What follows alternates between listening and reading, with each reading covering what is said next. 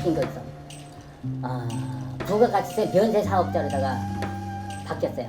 오늘 진짜 6시간 걸렸다. 계약서 문구 다 정해져 와가지고 한 30분만 끝나고 이러니 뭐 낮술 먹으려고. 이루다 일기 수강생은 수업이 끝난 지 2달 만에 2009년도 가격으로 건물을 매입하는 데 성공했습니다. 하지만 이 기회는 처음부터 누구나 알아보는 쉬운 금매가 아니었습니다. 수업이 끝난 지 한 달쯤 됐을 때 이런 카톡이 왔습니다. 모텔 매물 찾는 게 정말 어렵네요. 수업 때 말씀드렸던 그 물건인데 다시 검토 부탁드립니다. 수강생분께서 보내주신 내용의 일부를 보여드리면 지하철 도보 5분 거리, 26객실 규모의 건물, 목표 매입가는 11억, GTX 호재까지 있는 역세권 매물인데 이 가격이 사실인가 싶었죠. 하지만 싼 데는 이유가 있었습니다. 건축물 대장상에는 숙박시설로 등록되어 있지만 영업허가증이 없었던 물건이었거든요. 그 탓에 작년 가을부터 시장에 나와 있었지만 아무도 손을 대지 않은 상태였습니다. 수지 분석을 해보니 모텔로 운영 시 연수익률 약 44%, 스테이 모텔로 운영 시 연수익률 약 23.5%, 게다가 인근 모텔과 원룸 수요도 충분하다는 걸 데이터로 확인했습니다. 결국 문제는 두 가지였습니다. 첫 번째, 영업 허가증 문제, 두 번째, 2009년 이후 리모델링이 없던 노후 건물의 정상화. 이 두 가지 문제가 해결된다면 역세권 건물을 진짜 싸게 살 수 있는 기회였던 겁니다. 하지만 이 리스크 때문에 대부분의 투자자들이 그냥 지나친 매물이었죠. 여러 협의 끝에 6월 11일 다시 연락이 왔습니다. 명도는 매도자 측에서 진행, 다만 영업신고는 매수자가 직접 해야 한다는 조건이었습니다. 취사시설을 철거하고 영업신고증이 안 나오면 저희 수강생이 참 낭패인 상황입니다. 그 명도는 자기네가 잠금 전에 할 건데 네네. 영업신고증 관련된 건 자기네도 모르겠다. 네네. 그 임차인들도 영업허가권을 받을 수 있거든요. 그럼 잔금하기 전에 영업허가증이 나오니까. 담당 주무관과는 이야기가 잘 되어서 계약을 진행해도 될 상황이 되었습니다. 계약서 특약 검토 요청을 주셔서 회신을 드리고 축하 문자도 남겼습니다. 그런데 일주일이 지나도 연락이 없었습니다. 혹시나 하는 마음에 조심스레 문자를 드렸더니 계좌가 안 나오고 잠겨 있다는 것이었습니다. 우리가 영업허가증 관련된 정보를 너무 많이 줬나? 본인들이 정상을 시켜서 제값에 팔려고 하나? 별의별 생각이 다 들었습니다. 제 물건이 아니니 더 조심스럽고 제 물건보다 더 애가 타는 느낌이었습니다. 그리고 모텔 임장 실습을 하고 있는데 연락이 왔습니다. 계좌가 나왔다고. 가계약금을 쏘고 드디어 계약 당일 가벼운 마음으로 부동산에 갔는데 이 말 한마디가 계약을 6시간이나 더 걸리게 할지 몰랐습니다. 참 하나 바뀐 거 있어. 부가가치세 면세 사업자로다가 바뀌었어요. 지금 포괄형도 양수하시는 건 아니죠? 네. 투괄량도 양수는 아닌데 액수가 적으니까 이거를 애들 부가가치세 저거로다가 바꾸라고 자꾸 압력을 넣어서 그래서 바꿔줬어요. 올해 4월 1일 날. 저는 일반으로 알고 있어가지고 일반이라고 그때 아니야. 말씀해 주셨잖아요. 일반인도 4월 1일 날 바뀌었다니까. 부가세 이제 되는 걸로 알고 있는데.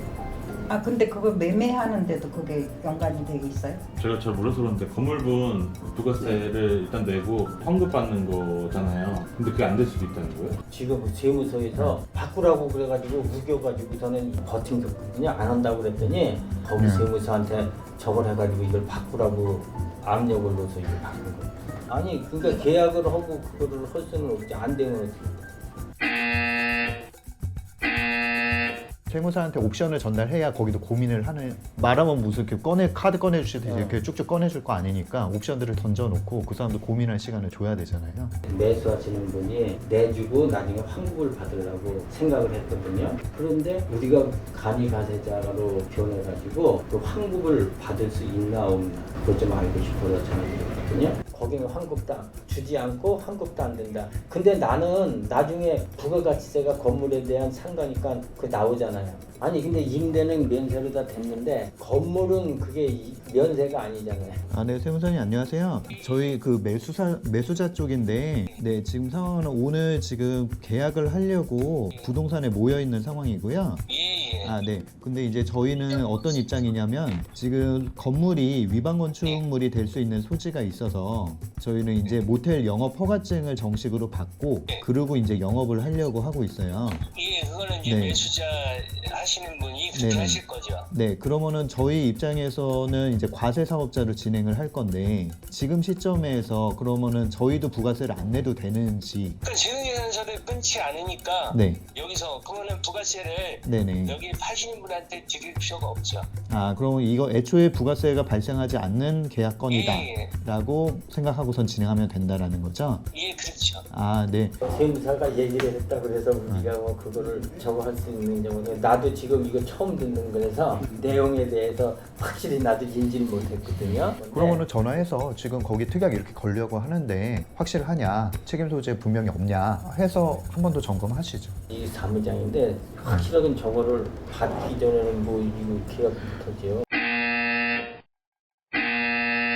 그럼 아까 여자분도 세무사님이 아니시고 지금도 세무사님이 안 하시는 거예요? 예, 사무장. 그 세무사님하고는 언제 통화돼요? 정확히 검토하시고 부가세가 발생한다고 하면은 뭐 계약을 파기하든지 솔직히 1, 200 같으면 누가 부담을 해도 그 부담이 네네. 없는데 이게 뭐 5천씩 넘는데 네네. 이거는 아닌 것 같아요. 매도자의 불안감이 저희 수강생에게도 전염되어서 서로 계약을 하지 말자는 이야기들이 나오고 있는 상황이었습니다. 상황을 정확하게 파악하고자 저희 법인 세무를 맡아주고 계신 세무사님에게 전화를 했습니다. 세무사님의 요점 정리는 간단했습니다. 부가세는 원인 발생자의 사업에 따른다. 예로 과자 공장이 과세 사업자여서 부가세 사업자이면 과자값에 부가세가 붙어서 판매를 하는 거고 소비자는 부가세를 낸다. 다만 소비자는 사업자가 아니기 때문에 환급을 못 받을 뿐이다. 그러니 매도자가 임대업으로 면세 사업자이면 부가세가 발생하지 않는다. 그렇기 때문에 물건이 좋으면 특약을 잘 넣어서 일단 도장을 찍으라는 조언을 받았습니다. 수강생분에게 내용을 전달하고 매도자를 잘 설득해서 오늘 도장을 찍는 방향으로 목표를 잡았습니다. 아 되게 어렵네. 아, 제가 이해했어요. 제가 말씀드리는 게 맞는지 보세요. 2009년도에 포괄용도 양수를 숙박시설로 지금 받으신 거예요. 상대방도 내가 숙박시설을 했고 매수자도 숙박시설로 할 거다라고 해서 포괄양도 양수로 교체를 했는데 2016년도에 보니 숙박시설로 이용한 게 아니라 임대업자로 이용을 했으니 이 포괄양도 양수는 우리가 인정하지 않겠다. 국세청에서 그런 거고 그러니 그때 돈을 토해내라라고 해서 3천만 원 된 거고 이거부터 이제 시작이 된 거죠. 얘네가 임대업을 하고 있는 거네를 국세청에서 이제 인지를 한 거고 2016년도에 미루다가 지금 이제 올 4월 달이 되어서 9년이 지난 지금에 되어서 이제는 니네 임대업 하는 거 9년 차 했으니 사업자 등록증도 바꿔 라고 해서 면세 사업자로 바꾸신 게 스토리가 연결되는 거죠. 그렇죠. 그러니 국세청 입장에서는 사장님네를 계속 9년 내내 임대사업자로 봤기 때문에 이때도 토해낸 거고 지금도 사업자 등록증도 바꾸라고 한 거잖아요. 그러니까 사장님네는 국세청 입장에서 이미 면세사업자라고 그냥 못을 박아 버린 거죠. 그렇게 된 거죠. 네, 못을 박아 버린 거고 내가 부가세냐 면세냐 불안하셨던 것 같은데 제가 봤을 때 국세청에서는 9년 전부터 이미 부가세 사업자로 안 보고 임대사업자로 봐서 지금 이 조치들이 되고 있는 중이니 그렇죠. 네. 일단은 계약서는 계약서대로 진행하시고 어차피 저희가 잔금일은 엄청 많이 남아 있잖아요. 네, 그러니까 그 걱정은 그 긴 시간 동안에 해결하셔도 충분히 해결할 시간이 될 것 같아요. 그리고 별 문제가 없을 것 같고 지금 스토리가 딱 제가 이해한 게 지금 맞아요. 확실하죠. 네. 딱 맞아요. 네. 아주 정확하게 얘기하신 거예요 지금. 네. 스토리가. 아 고맙습니다.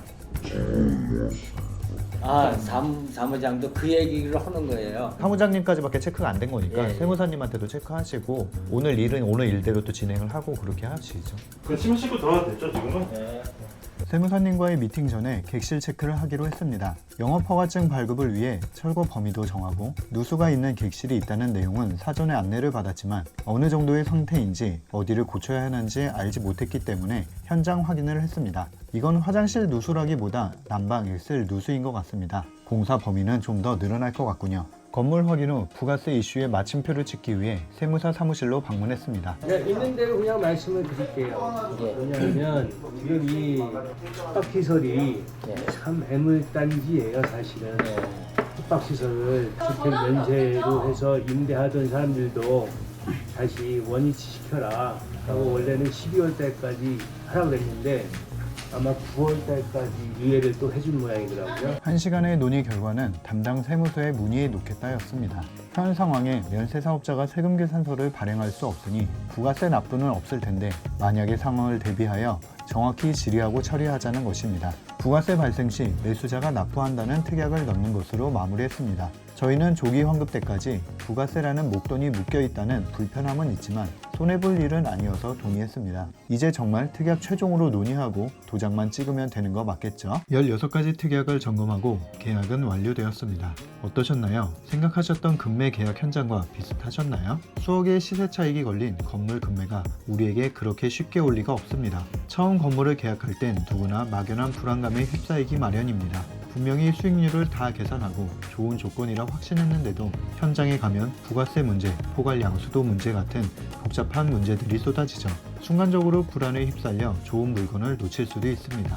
그래서 목돈이 들어가는 투자일수록 묻지마 투자로 손해를 보는 사람들이 생기는 거죠. 금매를 정확하게 판단할 수 있는 안목을 키우고 복잡한 계약 현장에서 불안해하지 않을 수 있도록 이루다 함께 성장해 보세요. 건물 계약 완료하셨는데 소감이 어떠세요? 장장 6시간 정도 걸렸나요? 일단 먼저 이루다님께 너무 고생하셨다고 다시 한번 말씀드리고 싶고요. 첫 모텔 매매 건이다 보니까 제 판단으로 이게 결정이 되게 쉽지 않더라고요. 이루다님한테도 많은 조언을 얻었고, 제가 이 건물도 한 5번은 본 것 같고 전체적으로 그래도 한 수십 건의 매물을 많이 보러 다녔어요. 그래서 이루다님과 한 2주 전에도 지방 임장도 같이 다녔고 했는데 제 판단에서는 이 물건이 제일 괜찮다 싶었고, 그런 걸 통해서 만족스러운 계약을 했다고 생각합니다. 지금 영업 허가증도 없고 오늘 계약에서도 진짜 뭐 부가세니 면세니 이슈 사항들이 많았잖아요. 네. 그런데도 결정하실 수 있었던 이유가 있었을까요? 제가 머릿속이 하얘지고 있는 상황이었었거든요. 근데 그 상황에서도 또